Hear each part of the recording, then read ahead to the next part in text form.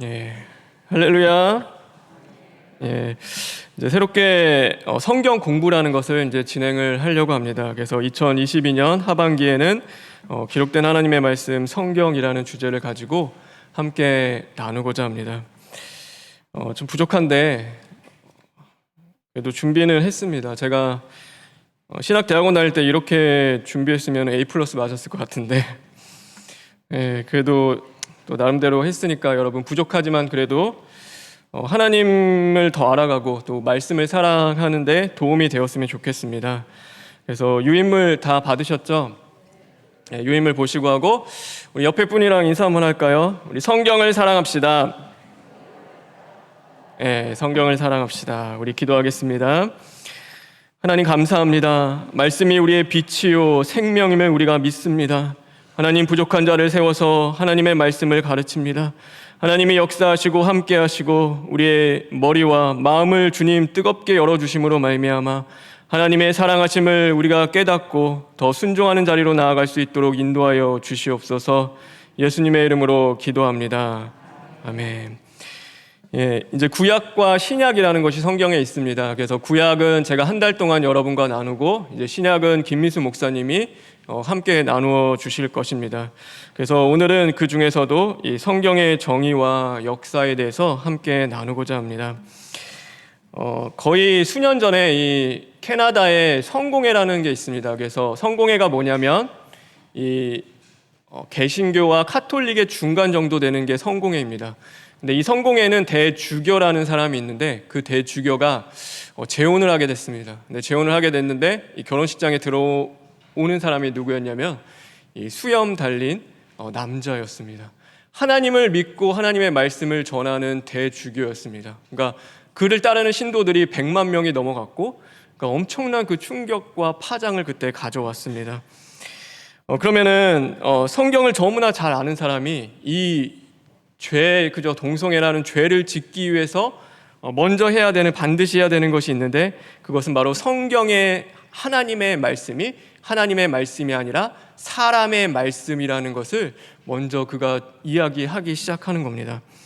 그래서 이 동성애는 뭐 죄라고 하지만 이 고린도전서, 디모데 또 로마서에 나와 있는 모든 것들 그거는 하나님의 말씀이 아니라 사도 바울의 견해다. 그 대주교가 그렇게 이야기를 해버린 겁니다.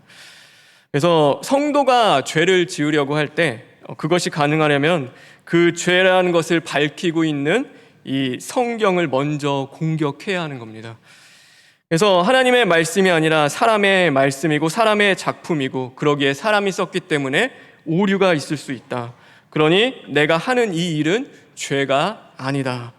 성경책이 그래서 얼마나 많이 공격을 받았는지 모릅니다. 여태까지 오면요, 우리가 불교 이제 그런 거 공격할 때 그들의 경전 갖고 공격하지 않잖아요.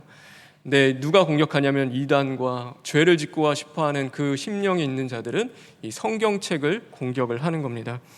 근데 하나님이 정말 감사한 것은 이 말씀이 정말 진리고 하나님이 책이다 보니까 하나님이 그것을 지금까지 은혜로 지켜주셨고 우리에게도 그 말씀이 전파되고 전해진 것입니다. 그래서 참 감사하죠. 그래서 우리는 왜 성경을 공부해야 하느냐? 그것이 매우 중요합니다. 우리 차례가 있고 왜 성경을 공부했느냐? 우리 첫 장 넘겨시면 나오는데요. 우리 1번입니다. 우리 다 같이 한번 읽어볼까요? 시작. 말씀이 곧 하나님이시기 때문에 우리는 성경을 공부해야 합니다. 우리 요한복음 1장 1절에 있는 말씀입니다. 태초에 말씀이 계시니라. 이 말씀이 하나님과 함께 계셨으니 말씀은 뭐라고요? 곧 하나님이시라. 말씀을 아는 것이 하나님을 아는 것입니다. 그러기에 성경을 가까이 하는 것이 곧 하나님을 가까이 하는 것이고 성경을 읽고 묵상하는 것이 오늘도 그분을 깊이 생각하며 하나님과의 대화의 자리로 나아가는 것입니다. 그래서 우리는 성경을 공부해야 합니다. 두 번째는 예수 그리스도를 믿고 참 생명을 얻게 하기 위함입니다. 우리 요한복음 20장 31절에 있는 말씀인데 다 같이 읽겠습니다.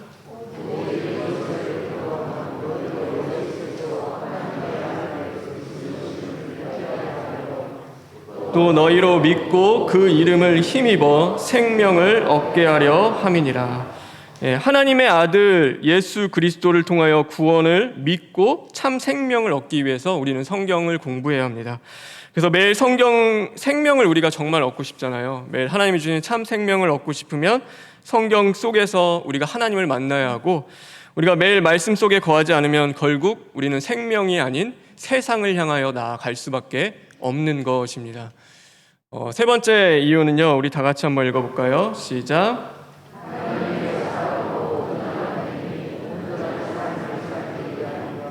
온전한 행위와 온전한 삶을 살기 위함입니다. 그래서 디모데후서 3장 16절 17절인데, 모든 성경은 하나님의 감동으로 된 것으로 교훈과 책망과 바르게 함과 의로 교육하기에 유익하니 이는 하나님의 사람으로 온전하게 하며 모든 선한 일을 행할 능력을 갖추게 하려 함이라. 그래서 하나님의 사람으로 온전하게 하며 라는 말씀이 있죠. 그래서 하나님과의 온전한 관계를 다 맺고 싶어 하시잖아요. 여러분이 정말 하나님과의 온전한 관계, 그 시작점은 어디냐면 성경과의 관계입니다. 하나님의 말씀과 내가 오늘 어떤 관계를 맺느냐에 따라서 하나님과의 온전한 관계를 맺고, 또 그렇지 않을 수도 있다라는 것을 우리는 깨달아야 하는 것입니다. 왜 성경을 공부해야 하느냐? 우리 4번 한번 읽어보겠습니다. 시작. 이단에서부터 미혹되지 않기 위함입니다. 여러분, 하나님의 교회 잘 아시죠? 하나님의 교회, 제가 여러분에게 하나님의 교회식으로 전도를 하면요, 이런 겁니다. 여러분, 하나님이 계시는데 하나님이 사람의 형상으로 우리를 만드셨을 때 사람을 남자와 여자로 만드셨습니다. 근데 남자와 여자를 무슨 형상이라고 하셨죠?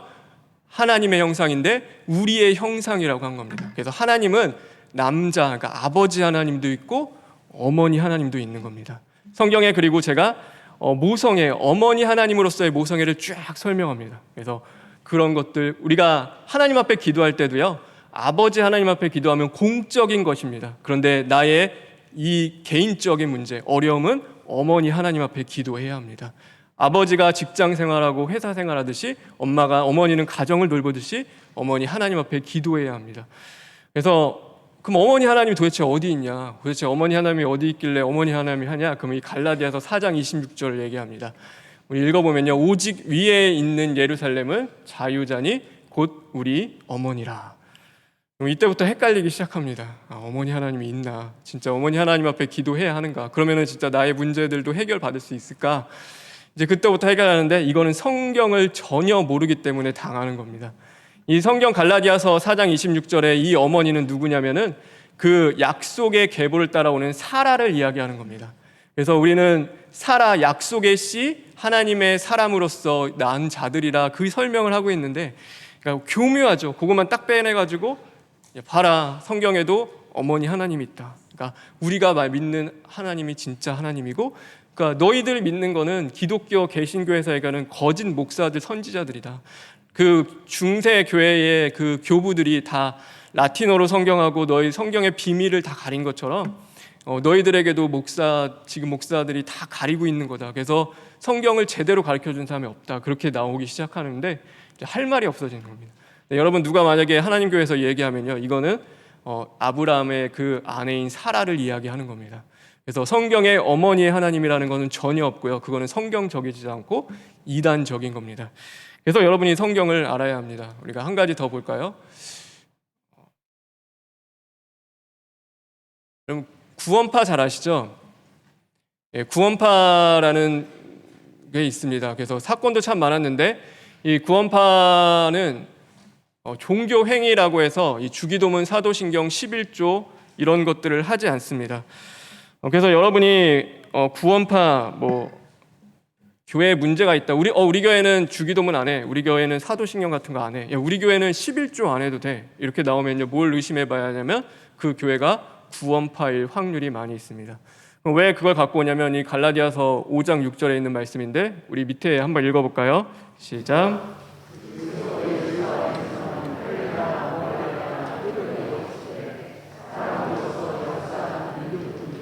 할례, 무할례나 효력이 없다. 그건 다 종교 행위고 교회 제도에 얽매일 필요가 없다. 그러니까 예수님을 믿는 것에서 다 끊어졌기 때문에 그것을 할 필요가 없다라고 이야기합니다.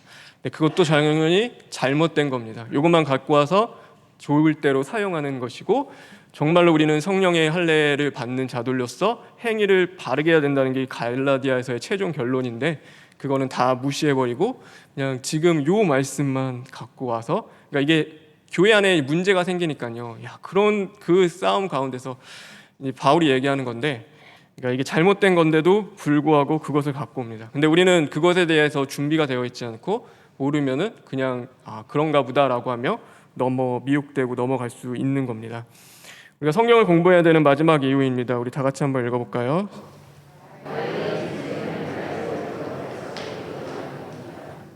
우리의 이야기가 있죠. 우리의 다 인생이라는 것이 있습니다. 근데 그것을 잘 이해 못할 때가 있고, 또 앞으로 어떤 일이 전개될지는 우리 사실 잘 모릅니다. 어떤 분이 그러더라고요. 어려운 영화가 있는데 그 영화 중간에 들어가면요, 그렇게 그 영화가 이해가 안 되는 겁니다. 왜 일이 벌어졌는지, 앞으로 뭐가 벌어질지, 왜 이런 사건과 관계가 있는지 잘 모르는 겁니다. 우리 인생도 마찬가지입니다. 왜 나에게 이런 일이 일어나고, 도대체 내가 왜 살아가는 것이고, 나는 왜 이 땅 가운데 존재하는가에 대한 걸 잘 모르는데, 이 성경이라는 큰 이야기 속에서 나의 작은 이야기를 보기 시작하면 뭐가 보이냐면 하나님이라는 창조주가 보이기 시작하는 거고, 내가 왜 이 땅 가운데 왔는지, 왜 나에게 이런 사건과 관계가 허락되어지는지, 앞으로 내가 어떤 삶을 살아야 되는지가 이제는 보이기 시작하는 겁니다. 그분의 사랑도 당연히 느껴지게 되는 것이죠. 그래서 우리는 성경을 공부해야 하는 것입니다. 그럼 성경이라는 것이 무엇일까요? 성경은 약 1600년 동안 40여 명에 의하여 기록된 66권의 책이 바로 성경입니다. 그래서 구약이 1500년 정도의 시간이 있고요, 이 신약은 100년 정도, 그래서 1600년 동안 점진적으로 이 성경이 기록이 되었습니다. 왜 하나님은 점진적으로 성경을 주셨는가? 한 번에 이렇게 다 주시면 되는데 왜 주셨는가? 우리가 사람을 알아가는데도 시간이 참 오래 걸립니다. 내 옆에 있는 남편도 10년 같이 살아도 잘 모르죠. 아내도 마찬가지고. 그런데 하물며 천지를 창조하신 하나님을 알아감에 있어서 우리가 단번에 그 하나님을 알아간다? 그거는 불가능한 겁니다. 그래서 그 시간은 필요한 것고, 인류가 하나님을 알아가기 위해서 그만큼의 오랜 시간이 필요했다라고 여러분 생각하시면 됩니다. 그래서 영어로는 이 바이블이라고도 하는데요, 이 원래 헬라어로 비블리아라고 해서 이게 다 비블리아라는 게 붙는데, 그 뜻은 뭐냐면 그 책들이라는 뜻을 가지고 있습니다. 그래서 이거는요, 수많은 책 중에 하나가 아니라 유일무이한 단 하나의 책이다라는 그 의미를 가지고 있는 것, 그것이 바로 성경입니다. 성경은 구약 39권과 신약 27권에서 66권으로 되어 있는데요, 이거 외우기 어렵잖아요. 그래서 3구 얼마죠? 3구 27에서 66권입니다. 저는 그렇게 외웠습니다. 그래서 성경 구약은 39권, 신약은 27권. 그래서 3구 27하면 66권의 성경이 나오겠죠. 이게 지금 잘 안 보이지만 여러분 유인물로 보시면 될 것 같아요. 제가 성경을 나누는 것을 좀 가르쳐 드리겠습니다. 성경은 구약 4파트, 신약 4파트에서 총 8개로 구성이 되어 있습니다. 그래서 구약에 보면 율법서, 역사서, 시가서, 선지서로 되어 있고요, 신약에 보면 복음서, 역사서, 서신서, 예언서로 기록이 되어 있습니다.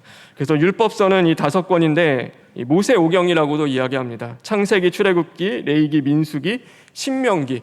이게 뭘 보면은요, 하나님의 우리가 살아가는 원리를 알려준 겁니다. 하나님의 법을 알려주고, 이 역사서는 어떻게 그것이 적용되고 살아갔는지를 보여주는 것이고, 나중에 선지서는 우리들에게 주는 말씀입니다. 그러니 너희는 그렇게 살아가라 라는 그 말씀을 주시는 것이고요, 이 역사서 보면은 신정시대와 왕정시대, 이 포로시대로 나눠져 있는데, 하나님이 없이 이제 하나님이 다스리던 시대, 하나님이 왕으로서 다스릴 시대, 그러나 왕을 원했죠. 그래서 왕정시대가 왔던 시대, 그랬더니 그럼에도 불구하고 죄로 패역했기 때문에 포로시대가 다시 오게 됩니다. 그 시대를 나눠서 성경을 보시면 될 것 같고요, 이 시가서는 음율이 담겨 있고, 이 찬양 노래들이 같이 있고, 정말 중요한 지혜서라고도 이야기하는데, 욥기, 시편, 잠언, 전도서, 아가서입니다.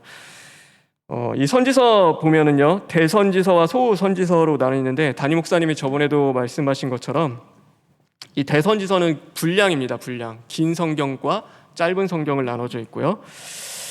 그 다음에 복음서도 4권이 있습니다. 이 마태복음, 마가복음, 누가복음, 그 다음에 요한복음이 있습니다. 여기 보면 제가 좀 표시했는데 이 공간복음이라고 있는데 이 마태, 마가, 누가는 공간복음이라고도 이야기합니다. 그래서 이 마가를 중심으로 같은 자료를 사용한 겁니다. 그래서 동일한 자료가 사용이 됐고 서로 3개의 복음서가 가져가는 공통점들이 되게 많습니다. 그래서 이거는 하나의 작품을 놓고 이 나머지 것도 비교해서 만들어졌다. 그래서 공간복음이라고 얘기를 하고, 근데 요한복음은 좀 다릅니다. 그것과 성격이 다르고 시간도 잘 맞지 않고 역사 중심으로 보다도 하나님이 누구신가, 예수님이 누구신가에 대한 그런 것들을 중심으로 되어 있기 때문에 좀 별도의 복음서라고도 봅니다.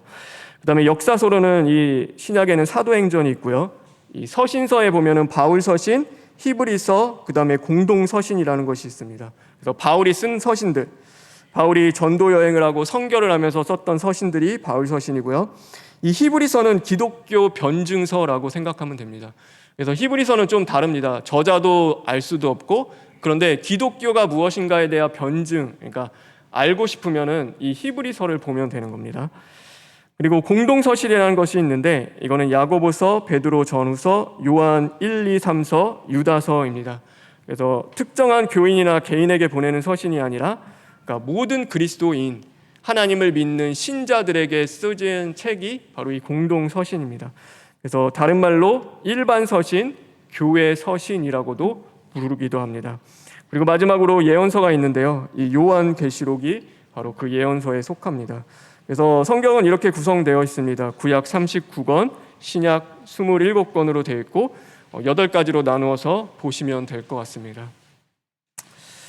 그럼 성경은 어떻게 만들어졌는가? 성경의 우리가 형성 과정을 좀 보겠습니다. 사실이라는 게 있습니다. 무슨 사건이라는 게 분명히 존재하죠. 이 하나님께서 태초를 창조하신, 천지를 창조하신 하나의 사건과 하나의 사실이 있습니다. 그러면은 그게 뭐 일어났으니까 그 사실이 있죠. 그런데 그것을 또한 뭐가 되냐면 이제 해석하는 사람들이 존재합니다. 그러면 창조의 사건을 다시금 해석은 누가 했냐면요. 제가 여기 적어놨는데 그 모세가 했습니다. 모세가 창세기를 기록했죠. 그래서 이 해석 바라보는 눈이 있고요. 선지자들도 있습니다. 선지서 같은 거 보면은 그 시대를 바라보며 하나님이 하신 역사와 일들을 해석해내는 선지자들이 있었습니다. 그리고 또 신약에 가면은 예수님이 계시죠. 예수님도 하나님의 말씀과 이 시대를 바라보며 또 그것을 해석했습니다. 그럼 여기서 끝나는 것이 아니라 그러면은 이제 그것이 구전 전승이라는 것이 있는데 이제 전해지기 시작하는 겁니다. 이런 일들이 있었고 그런 것들이 존재했다라는 것이 계속 입과 입으로 또 전해집니다. 나중에는 이 문서로도 전해지기 시작을 하는데 예전에는 이 구전으로 있을 때는 사람들이 보면은요 외웁니다. 우리가 성경 잘 안 외우지만 그때 사람들은 그것을 하는 사람들이 있었고 또 역할을 중요하게 여겼기 때문에 만약에 그런 거죠. 창세기 있으면은 1장은 너가 외우고 2장은 너가 외우고 3장은 너가 외워. 그래서 그런 게 한 명이 존재하는 것이 아니라 지파별로 어쩌면 그룹별로 존재하다 보면요 비교하는 겁니다. 그래서 그 성경이 그렇게 보존되었고 왜냐하면 하나님의 말씀이라고 받았기 때문에 그것이 나중에 이제 문서로 되는데 이 파피루스와 양피지가 등장하면서 그것이 문서화되기 시작했습니다. 그래서 양피지는 소와 염소, 양의 그 가죽에다 쓰는 거고요. 이 파피루스라는 수중 식물이 있는데 거기다가 이제 기록을 하기 시작했는데 이게 낡잖아요. 낡으면 다 찢어지기도 하고 없어지니까 필사본, 다시 복사하고 그러니까 사람이 수기로 계속 써가는 겁니다. 또 존재하고 그렇게 왔고 너무나 이 노력이 얼마나 대단한지요. 이들을 탈무디스트라고도 부르는데 머리카락 글자와 글자 사이에 머리카락 한 올만큼의 차이를 둡니다. 그래서 누가 변조하지 못하게 다르게 쓰지 못하게 그만큼밖에 중요하게 여겼고 이 필사한 것을 굉장히 그들에게는 거룩한 일로 여겨서 한 번 할 때마다 목욕 한 번 해서 또 좀 쓰다가 또 가서 목욕하고 거룩하게 와서 또 쓰기도 하고 그런 식으로 했습니다. 그리고 나서 이루어진 것이 뭐냐면 이 수집과 편집이라는 것이 이루어집니다. 여러분 그 창세기부터 해가지고 모세오경을 누가 썼죠? 그렇죠. 창세기는 누가 썼을까요? 네, 제가 방금 누가 썼다고 그랬죠? 모세가 썼죠. 그렇죠. 창세기, 출애굽기, 레위기, 민수기, 신명기는 모세가 썼습니다. 그래서 모세가 썼는데 그러면은 중요한 것이 있죠. 그럼 정말 이게 모세가 썼느냐? 하도 많이 싸우는데 왜 그 이유가 뭐냐면은 여기 보면은 제가 수집과 편집이라는 데가 있잖아요. 제가 드린 프린트 보면은 이 신명기 34장에 보면 어떤 사건이 나오며 모세가 죽은 후의 일들이 기록이 되어 있습니다. 아니 모세가 썼다는데 왜 모세가 죽은 후의 일이 기록되어 있냐? 그리고 창세기 36장 31절 보면 이런 말씀이 있습니다. 이스라엘 자손을 다스리는 왕이 있기 전에 에돔 땅을 다스리던 왕들은 이러하니라. 그러니까 왕이 없던 시대였잖아요. 이스라엘 왕이 누군지도 모르는 시대인데 갑자기 뜬금없이 창세기 36장 31절에 왕 다스리던 이스라엘 자손을 다스리던 왕에 대한 이야기가 거기에 들어가 있는 겁니다. 그러니까 사람들이 그것 때문에 싸우죠. 야, 이거 모세가 집필한 게 아니다. 모세가 쓴 게 아니다. 모세가 쓴 게 맞다. 이제 그런 것들 때문에 싸웁니다. 근데 왜 이게 벌어지냐면 이 수집과 편집에 대한 그런 것 때문입니다. 제가 예를 들어보면요, 이 한글은 누가 창조했죠? 세종대왕이 만들었죠. 그럼 우리는 누구의 한글이라고 그러죠? 세종대왕의 한글이라고 이야기합니다. 근데 그게 세종대왕만 만들었을까요? 아니죠. 그거를 집필했던 집필자들도 분명히 있습니다. 우리가 함무라비 법전을 잘 아시죠? 그것도 마찬가지입니다. 함무라비 법전도 함무라비가 지은 것이 아니라 그만큼 기여도를 했고 중요한 위치에 있었기 때문에 그렇게 부르는 겁니다.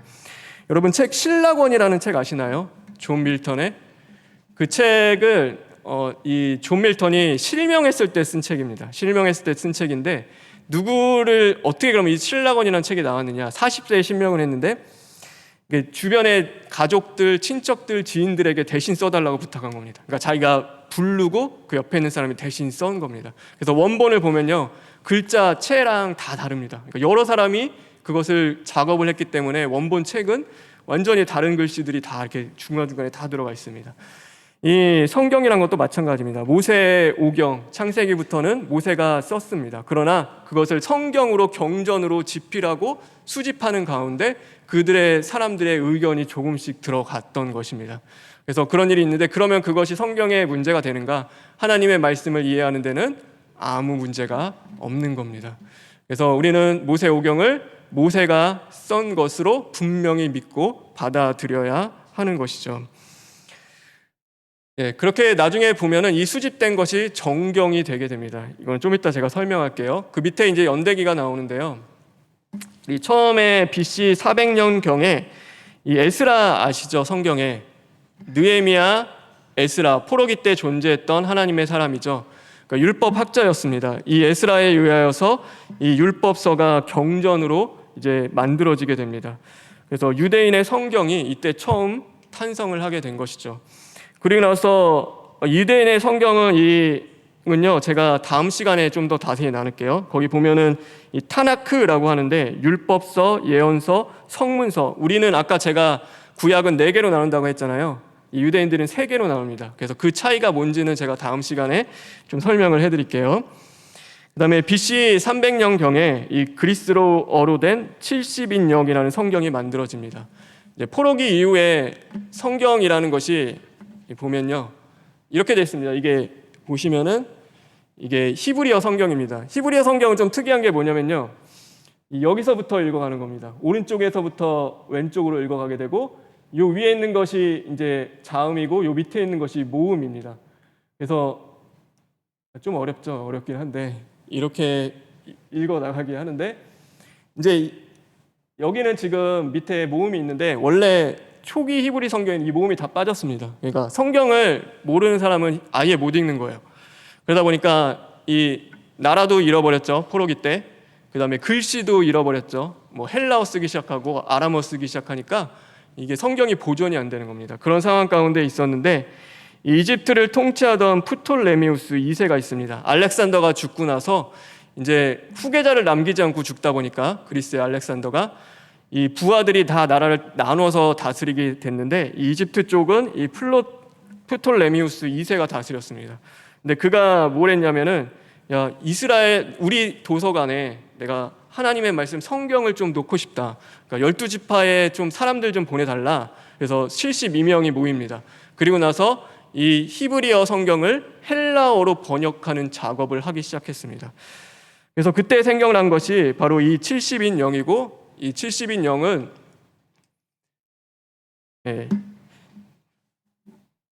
이렇게 돼 있습니다. 이렇게 헬라 조금 다르죠. 이게 이제 헬라어입니다. 헬라어는 여기서부터 읽는 건데요.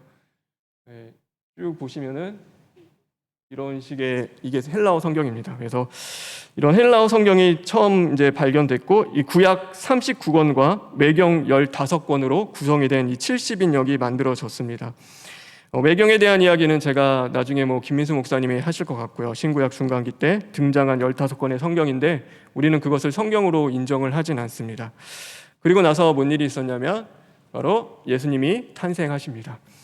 또 예수님 탄생한 이후에 이 AD 160년경에 이 마르키온이라는 사람들이 등장을 하는데, 아까 담임 목사님 말씀에 나왔지만 그 영지주의라는 사람들이 있습니다. 그래서 이 사람들은 뭐냐면은 육적인 것들, 예수님의 성육신을 부정하면서 예수님은 육체로 오신 게 아니야.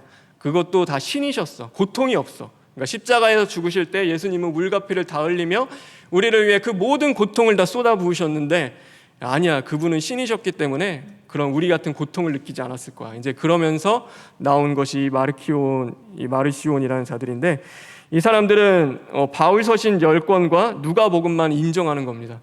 그러니까 성경을 인정을 안 하다 보니까 이런 이단들이 계속 등장을 하는 거죠. 그래서 결국 이게 마르시온이라는 사람인데요. 이렇게 생긴 사람입니다. 그러다 보니 AD 367년에 이 알렉산드리아의 감독, 그러니까 지금 목사라고 생각합니다. 목사가 그 부활절에 교우들에게 편지를 쓰면서 신약 성경 27권을 최초로 제시를 합니다. 그래서 그것이 이 AD 383년경에 로마 공의회를 거쳐서 397년에 칼타고 공의회라는 것이 있는데, 그냥 이름만 어려우니까 넘어갈게요. 그 신약 성경 27권이 정식으로 공표가 되었습니다. 그래서 정경이 이때 다 완성이 되고요. 이 AD 40 이겁니다. 이게 그때 만들어졌던 너무 많이 왔군요. 하고요. 그다음에 AD 400년경에 이 제롬이라는 분이 계셨는데, 이분이 성경을 라틴어로 번역을 합니다. 그래서 벌게트 번역본이라고 하는데, 이 천주교들이 사용했던 성경이 여기서부터 시작됩니다. 그러니까 라틴어 아무도 모르죠. 그러니까 교부들만 알고 그들의 특권이고 권리가 이제 부여되기 시작합니다. 그리고 이 이후에 무슨 일이 있었냐면은 이 1465년에 최초로 인쇄 성경이 구텐베르크 성경이라는 것이 나옵니다. 그래서 인쇄본이라는, 여자는 사람이 필사했는데 이제 드디어 막 찍어내기 시작합니다. 인쇄술이 발달하니까 뭐가 이루어지냐면은 이 이후에도 독일어, 이탈리아, 네덜란드어, 스페인어로 막 번역되기 시작하고, 그 다음에 종교 개혁이 일어납니다. 여러분, 제가 중요한 얘기 할게요. 종교 개혁이 돼서 성경이 번역됐다라고 사람들 얘기하기도 많이 하는데 그게 아닙니다. 성경이 먼저입니다. 하나님의 말씀이 들리기 시작하고 그것이 번역되고 사람들에게 퍼지기 시작하니까 뭐가 일어났죠? 종교 개혁이 시작이 된 겁니다. 그래서 마틴 루터 그 한 사람 때문에 종교 개혁됐다? 전혀 아닙니다. 여러분, 그렇게 생각하시면 안 되고, 하나님의 말씀이 그 우리의 심령에 죽어 있는 심령을 깨우시고, 그러므로 말미암아 내가 다시금 말씀으로 회개하고 돌아가야겠다, 그 운동이 일어나는 겁니다. 그래서 그 역사를 보시면 돼요. 그리고 나서 이게 이제 그거거든요. 이 처음 구텐베르크 성경, 인쇄 성경이 좀 다르죠. 깨끗하죠. 이때부터 찍어내기 시작하니까 성경이 참 깔끔해지기 시작했습니다.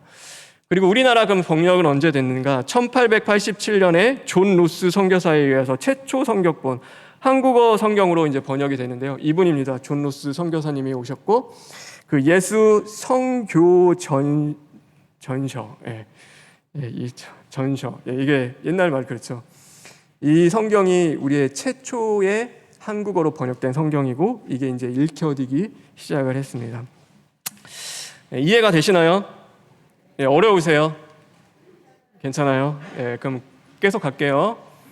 그러면 성경을 신뢰할 수 있는가? 이 사람이 기록됐잖아요. 66권의 성경을 40명이 기록하고, 또 계속 정경도 사람이 결정하고 막 그랬는데, 이 성경이 정말 믿을만 할 수 있는가? 근데 더 더 중요한 것은 원본이라는 게 아예 없습니다. 성경은. 그렇죠? 그래서 문제는 현재 성경에 원본이 존재하지 않습니다. 근데 왜 그럼 하나님이 원본을 안 두셨을까? 왜 그것을 없애셨을까? 이게 법궤랑도 비슷한 거거든요. 하나님이 법궤 없애셨잖아요. 예수님 이후에 그 신성시되던 그 성전 안에 모셨던 그 법궤를 없애셨거든요. 왜 그러냐면은 첫 번째 이유가 거기 나와 있죠. 우리 읽어볼까요? 1번입니다. 제 유인물에 있습니다. 시작. 하나님보다 성경을 더 우상시할 수 있기 때문입니다. 여러분, 만약에 이단의 손에 원본이 넘어가면 그 이단은 어떤 사람들이죠? 그 권위가 있는 겁니다. 우리가 진짜 하나님의 말씀을 받는 자들이고, 그러니까 이 성경 때문에 피 터지게 싸우는 일들이 벌어질 겁니다. 우리가 진짜다, 아니다, 이 원본은 우리에게 주셨다, 하나님이. 그래서 이 갖고 있는 자들이 권력을 갖겠죠. 세상의 그 권력과 상징과 전통성과 얼마나 피 터지게 싸우겠습니까? 그 원본이 뭐라고, 예수 그리스도는 안 바라보고 이 성경 그 책 하나 지킨다고. 그래서 하나님이 없애신 거고요. 두 번째는 한번 읽어볼까요? 시작. 원본 하나만 있어요. 근데 누가 그걸 살짝 바꿉니다. 그래서 예수님의 자리에 자기 이름을 살짝 집어넣습니다. 이 계시록 봐라, 내가 바로 예수다, 이렇게 딱 바꿀 수 있으니까 아무도 모르는 거죠. 그런가 보다 하는데 원본은 없고 사본이 다 갖고 있는, 저도 갖고 있고 여러분도 하나씩 다 갖고 있는 거예요. 근데 제가 사본을 바꿨어요. 근데 여러분의 사본과 제 사본이 똑같을까요? 다르죠. 그러니까 진위가 검증이 되는 겁니다. 그걸 다 합쳤을 때는 네가 갖고 있는 게 가짜구나 라는 것을 밝힐 수 있기 때문에 이 원본이라는 것이 없는 것입니다. 그렇다면 원본이 없는 사본은 과연 믿을 수 있는가라는 것이 있겠죠. 제가 그 두 가지 사본이 참 많은데요. 중요한 사본 두 개만 기록했습니다. 이 사해 사본이라는 것이 있는데, 이 쿰란 지역, 사해에 있는 쿰란 지역에서 발견됐는데 20세기 최고의 발견이라고 이야기합니다. 그래서 사회에 이 쿰란 공동체들이 살았던 동굴이 있는데, 이 목동이 가다가 그 양 잊어버리니까 거기 찾아가다가 이 동굴에 혹시 있나 돌을 던졌는데 거기 사본이 들어있던 항아리가 깨지면서 이 사본들이 발견되기 시작을 했습니다. 그래서 굉장히 중요한 사본이고, 지금 현재까지 가장 오래된 사본이고, 이사야서는 완전한 채로 존재하는 그 사본입니다. 그리고 또 하나의 사본이 이 레닌그라드 사본이라고 하는데, 이 11세기에 발견된 이 사본은요, 이 히브리어 성서의 가장 오래된 사본입니다. 히브리어로 기록된 가장 오래된 성경이겠죠. 그래서 AD 900년에 쓰여진 건데, 이게 인정을 못 받았어요. 레닌그라드 사본이요. 건의를 못 받았는데, 이제 왜 이게 건의를 인정받냐면, 이 사해 사본이 등장하면서부터, 20세기에 발견되면서부터 이 레닌그라드 사본이 인정을 받았는데, 이사야서가 완전 똑같은 거예요. 그러니까 봤는데 이 레닌그라드 사본에 있는 이사야서 전체와 이 사해 사본에 있는 이사야서 전체를 비교했을 때 더 틀린 것이 없이 통일성이 완전히 갖고 있기 때문에, 그렇게 하나님의 말씀이 전달되었구나, 이 레닌그라드 사본의 권위가 그때부터 인정이 된 겁니다. 그래서 발견된 사본의 수는 히브리어 성경은 약 몇 개라고요? 5,000개. 헬라어 성경 사본은요, 약 2만여 개의 사본이 존재합니다. 굉장히 많죠. 그러면은 우리가 이 사본과 사본을 비교해 볼 수 있습니다. 과연 이 사본이 정말로 인정할 수 있느냐? 제가 적어봤는데요. 이 A 사본에 보면은 한번 읽어볼까요? A 사본이요. 시작. B 사본 한번 읽어보세요. 시작. 뭐가 다른지 알겠습니까? 여기가 틀렸어요. 잘 틀렸죠? 그리고 나서 이 D 사본 한번 읽어보시겠어요? D 사본 시작. 뭐가 다른지 아시겠습니까? 하늘을 창조하시니라. 그렇죠. 사본을 비교해 보면 압니다. 그래서 이 사본을 비교했을 때 다른 거는 다 태초에인데 하나가 태초의라는 사본이 나오는 겁니다. 그러면 당연히 잘못된 오류를 찾을 수 있겠죠. 다른 것은 다 천지를인데 하나만 하늘을이라는 사본이 나오기 시작합니다. 그러면 당연히 오류가 발견될 수 있겠죠. 이렇게 사본을 비교하는 그 학자들이 있습니다. 그래서 연구하는 사람들이 있고, 그들이 수많은 그 연구와 데이터를 통해서 진짜 성경을, 우리가 지고 있는 성경이 주어지는 거죠. 그러니까 그렇기 때문에 성경을 여러분 믿을만한 것이고 신뢰할 만하다라고 얘기할 수 있습니다. 네, 이제 결론을 좀 얘기를 하고 오늘 정리를 하려고 합니다. 우리 첫 번째 한번 읽어볼까요? 시작. 네, 성경의 저자는 하나님이십니다. 디모데후서 3장 16절에 모든 성경은 하나님의 감동으로 된 것이다. 성경의 저자는 사람이지만 하나님이 주신 감동으로 기록되었습니다. 그 증거로 우리가 성경을 읽을 때마다 누가 역사하시죠? 성령 하나님이 역사하시죠. 그래서 읽을 때마다 정말 어제 읽을 때 또 다르고 오늘 읽을 때 다르고 또 내일 읽을 때 다릅니다. 그래서 우리 안에 딱 맞게끔 우리에게 역사해 주시고 20대 때 읽었던 성경, 50대 때 읽었던 성경이 다른 것도 이 성령님이 역사하시기 때문입니다. 그래서 새롭게 그 성령님, 성경의 진짜 저자이신 하나님께서 우리 안에 이 성경을 풀어주시기도 하고 또 이해하게 하기도 하고, 그렇지 않으면 그냥 말씀으로 믿음을 주셔서 그것을 받아 먹게 해주시기도 하는 겁니다. 그래서 매번 성령님께서 우리 안에 새롭게 역사해 주신다. 그걸 여러분이 깨달으면 될 것 같습니다. 그래서 이 감동이란 단어는 한 가지 더 얘기하면 이 하나님이 숨쉬다라는 그 뜻이 거기에 포함이 되어 있습니다. 그래서 사람을 지을 때 하나님이 거기다 뭘 넣으셨죠? 숨결을 그 안에 생기를 불어넣었다, 그 말씀을 하시죠. 그거랑 같은 단어가 이 감동이라는 단어입니다. 우리가 성경을 읽을 때마다 우리는 숨쉬는 겁니다. 내 영혼이 하나님의 생기를 받아 먹기 시작하는 거죠. 여러분이 정말 살고 싶으면요, 하나님의 말씀을 읽으시면 됩니다. 말씀은 하나님이시요 하나님이 역사하시기 때문에 우리 안에서 생기를 불어넣으시고 하나님의 숨결을 통하여서 이제 하나님이 공급해 주시는 그 은혜를 우리에게 채워 주시기 때문입니다. 두 번째는 한번 읽어볼까요? 시작.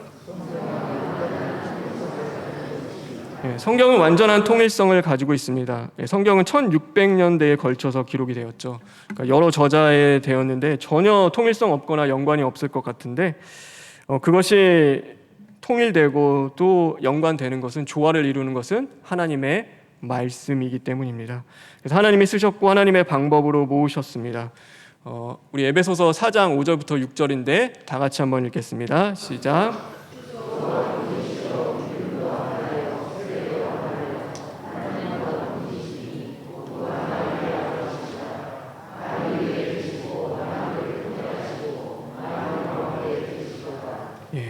여기서 저희가 적어놨죠. 만유를 통일하는 하나님의 말씀이기에 각각 다른 시기에 다른 사람에 의하여 쓰였더라도 완전한 통일성을 지니는 것입니다. 그분이 바로 만유 위에 계시는, 만유를 통일하시는 하나님이시기 때문입니다. 여러분 믿으시니까? 그리고 마지막으로 읽어볼까요? 시작. 마태복음, 마가복음 13장 37절입니다. 다 같이 읽겠습니다. 깨어 있으라, 내가 너희에게 하는 말은 모든 사람에게 하는 말이니라 하시니라. 예수님께서 말씀, 나의 말은 모든 사람을 위한 말씀이라고 하셨습니다. 그러기에 하나님의 말씀은 이 유대인의 말씀으로 끝나는 것이 아니라 오늘날 또 시간과 공간을 초월하여 모든 사람의 말씀이 되는 것이고, 그것은 또한 오늘 현재를 살아가는 나에게 주시는 하나님의 말씀이 되어지는 것입니다. 그래서 하나님의 말씀은 살아있고 약동있고 생명력 있으며 그 말씀이 우리를 살리는 줄 분명히 믿는 저와 여러분 되길 간절히 바랍니다. 그래서 오늘 이 성경에 대한 것은 끝낼게요. 여러분이 가지고 있는 지금 성경이 이렇게 왔습니다. 그리고 하나님이 그렇게 역사하고 계시니까 기도하고, 담임 목사님이 다니엘서 또 2장 7장 읽어 오시면 좋겠다 말씀하셨으니 한 주 동안도 하나님의 말씀을 가까이 하고 그 말씀 통하여 생명을 얻는 저와 여러분 되길 주님의 이름으로 축원합니다. 기도하겠습니다. 하나님 감사합니다. 하나님의 말씀이 들리게 하여 주시옵소서. 하나님의 말씀이 얼마나 귀한지, 하나님 내 손에 하나님의 말씀을 주시기까지 하나님이 어떻게 역사하셨고 은혜로 사로잡아 주셨는지 하나님 우리는 감사할 뿐입니다. 하나님 이 말씀을 가까이 하는 자들 되게 하시고 힘써 읽을 수 있게 하여 주시옵시고 그 말씀이 죽은 나의 심령과 우리의 가정과 교회와 이 나라를 살리는 역사가 임할 수 있도록 주님 함께하여 주시옵소서. 하나님, 우리가 진리를 지켜나가겠습니까? 이단으로부터 이 하나님의 말씀을 보호할 수 있는 힘과 능력을 우리에게 주시옵시고 우리가 사랑하는 자녀들에게도 하나님의 말씀을 바르게 가르칠 수 있도록 주님 함께하여 주시옵소서. 모든 것 주님께 부탁드리며 예수님의 이름으로 기도합니다. 아멘. 하늘에 계신 우리 아버지여, 이름이 거룩히 여김을 받으시오며 나라가 임하시오며 뜻이 하늘에서 이루어진 것 같이 땅에서도 이루어지이다.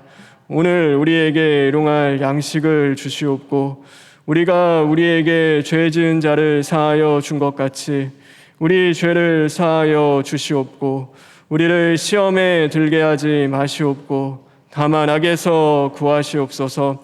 나라와 권세와 영광이 아버지께 영원히 있사옵나이다. 아멘.